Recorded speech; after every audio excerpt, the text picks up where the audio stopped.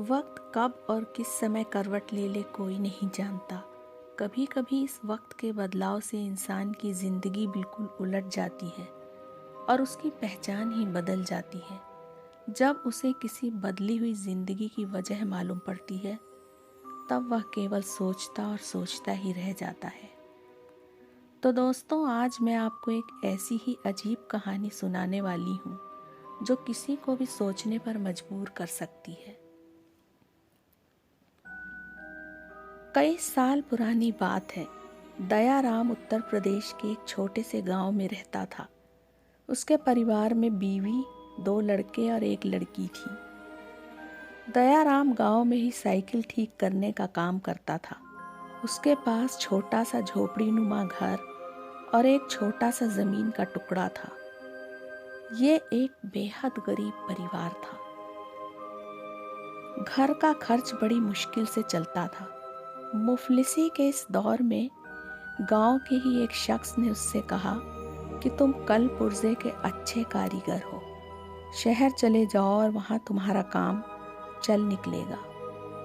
काफी दिनों तक दयाराम सोचता रहा, पर वो गांव छोड़कर शहर जाने की हिम्मत नहीं जुटा पा रहा था।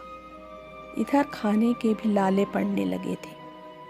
आखिरकार उसके एक जानकार ने, जो शहर में ही रहता था, बताया कि वहाँ एक जगह थोड़ी सी ज़मीन खाली है जो शहर से थोड़ा दूर है। वो वहीं अपनी दुकान खोल सकता है। जगह की कीमत 5,000 रुपये है।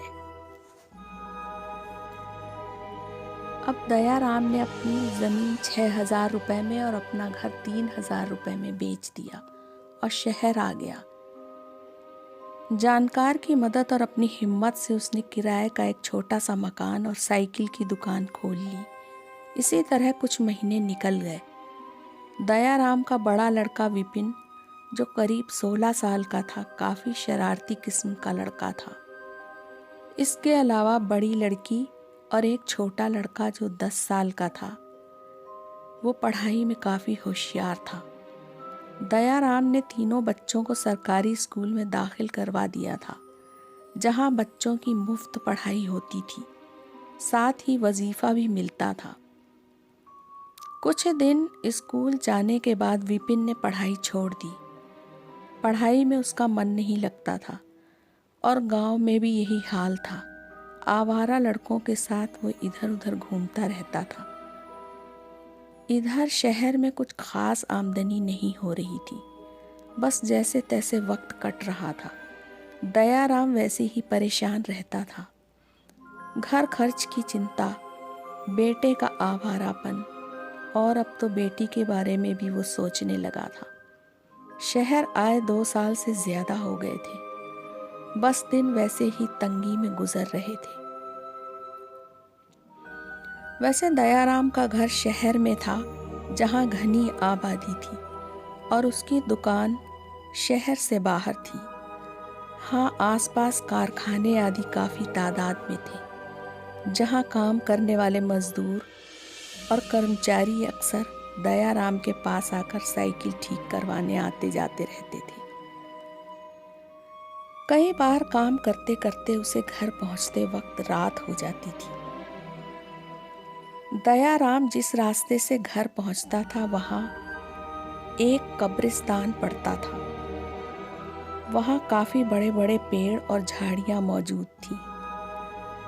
ये 2.5-3 किलोमीटर के दायरे में फैला हुआ था। सड़क के दोनों तरफ ही बड़े बड़े पेड़ व कब्रें थीं।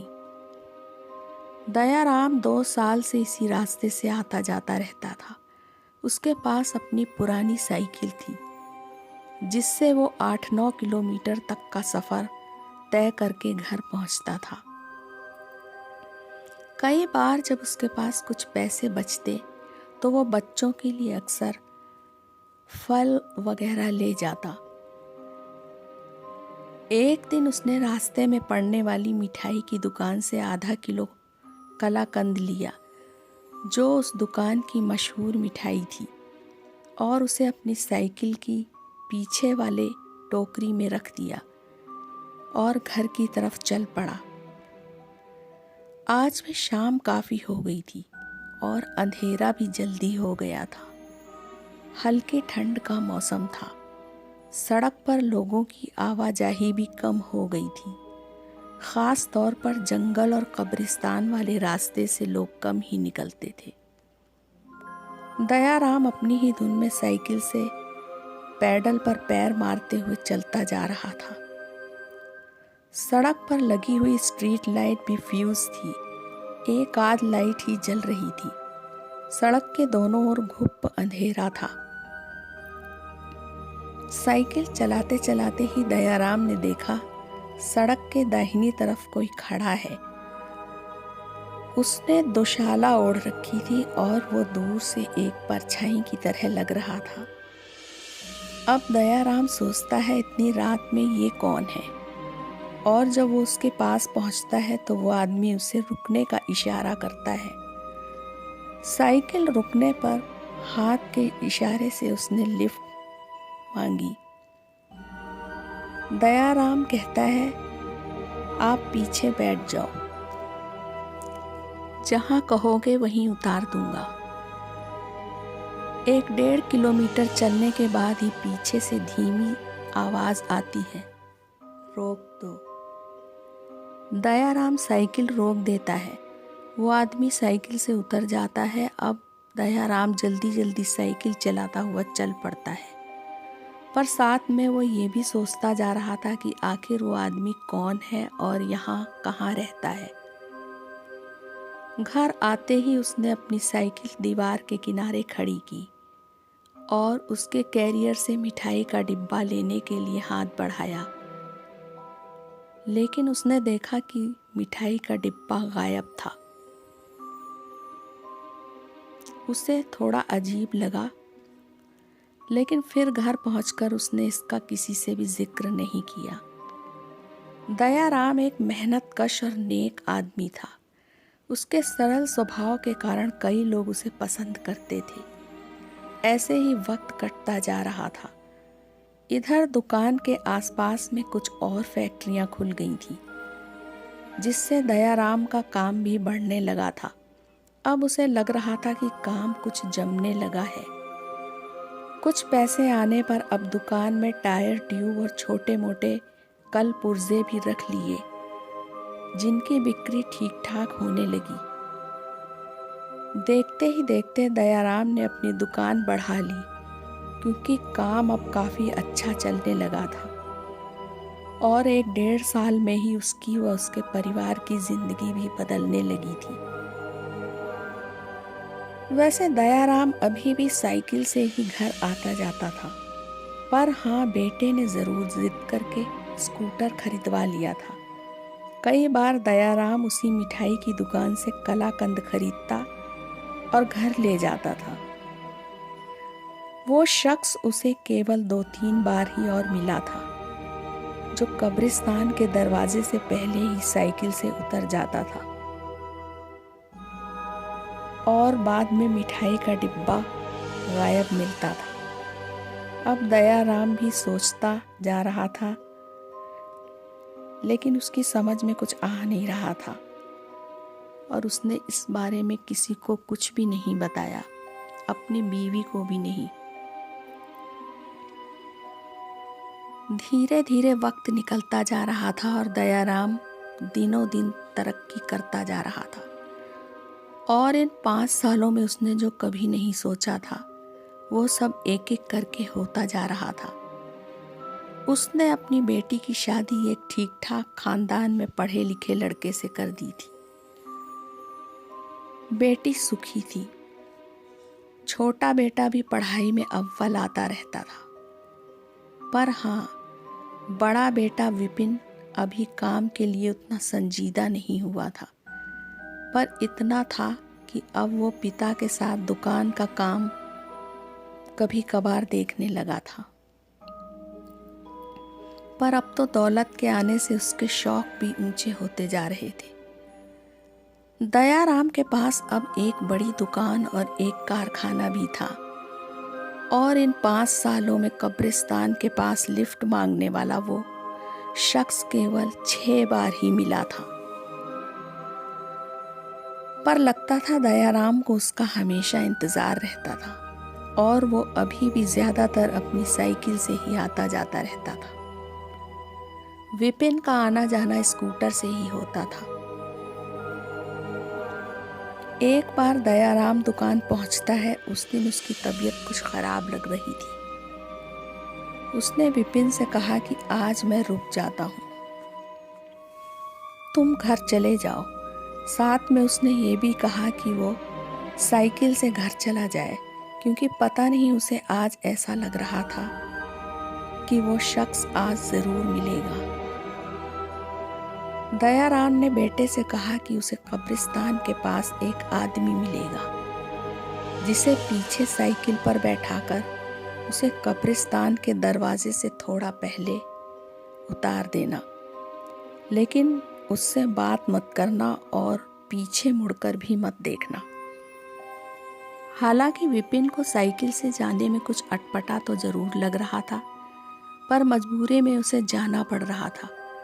दयाराम ने उसे ये हिदायत भी दे दी कि उस मिठाई की दुकान से कलाकंद लेकर पीछे साइकिल के कैरियर पर रख देना और उसको छोड़कर सीधे घर चले जाना।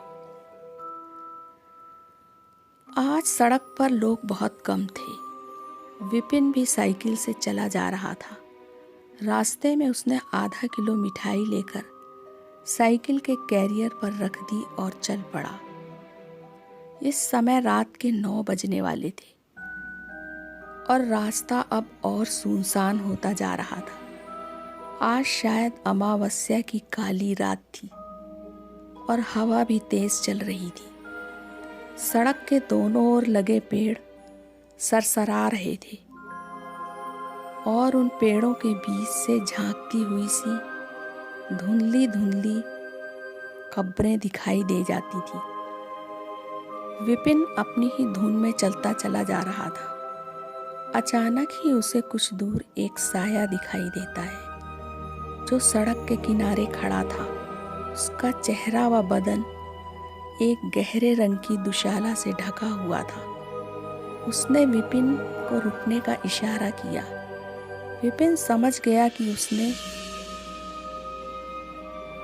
उसको क्यों रोका और उसने फिर अपनी साइकिल रोक दी। अब वो शख्स पीछे साइकिल पर बैठ चुका था। विपिन को लग रहा था जैसे उसकी साइकिल बहुत भारी हो गई है और उसे पैडल मारने में भी काफ़ी जोर लगाना पड़ रहा था।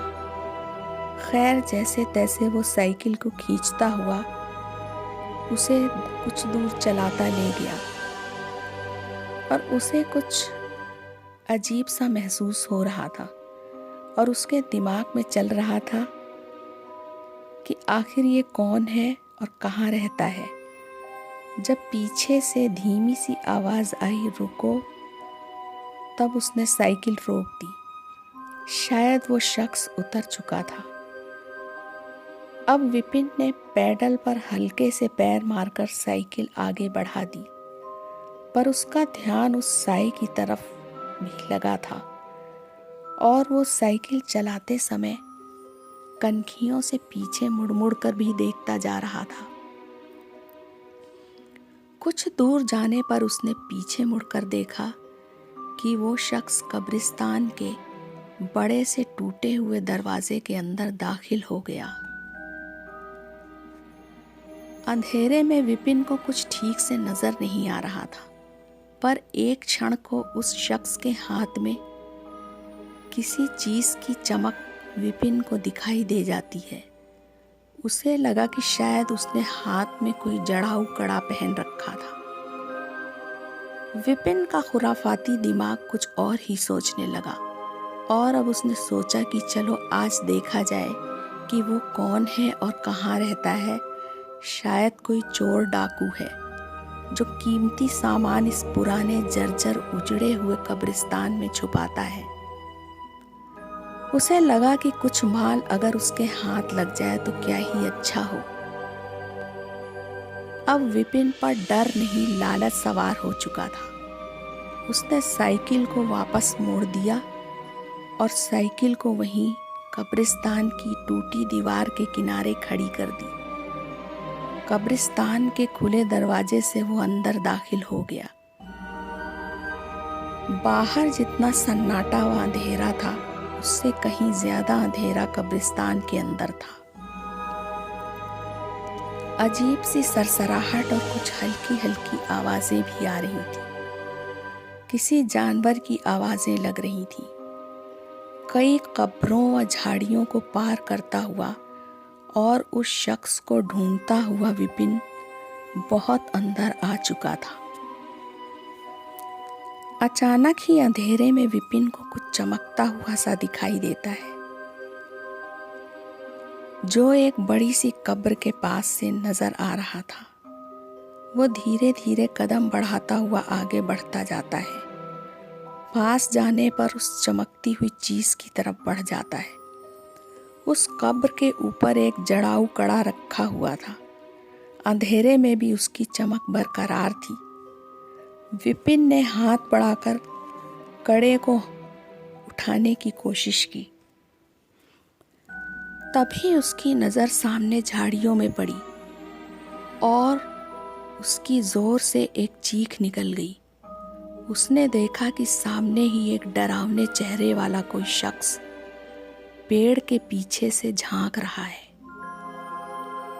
और वो धीरे धीरे चलता हुआ विपिन के पास आने लगा। उसका भयानक चेहरा देखकर विपिन की आवाज ही बंद हो गई और उस डर से कांपने लगा।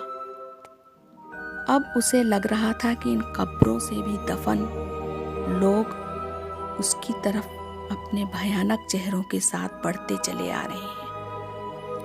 उसे कानों में सियार और कुत्तों के रोने की जोर जोर से आवाज आने लगी। ऐसा खतरनाक माहौल और डरावनी आवाजें और खौफनाक मंजर को देखते हुए विपिन अपने होश खो बैठता है। अगले दिन दयाराम स्कूटर से सुबह घर की तरफ रवाना होता है। फैक्ट्री और दुकान में कहलवा देता है कि अब वो कल आएगा और आज वो घर पे ही आराम करेगा। रास्ते में जब वो कब्रिस्तान वाली सड़क पर जा रहा था तो उसे वहां फाटक पर कुछ भीड़ दिखाई देती है। साथ ही दीवार से टिकी हुई उसकी साइकिल भी उसे दिखाई देती है। एक अनजाने डर से उसका दिल जोर जोर से धड़कने लगता है। तभी वो देखता है कि कुछ लोग किसी को गोद में लेकर कब्रिस्तान से बाहर आ रहे हैं। दयाराम को अब कुछ कुछ माजरा समझ में आने लगता है।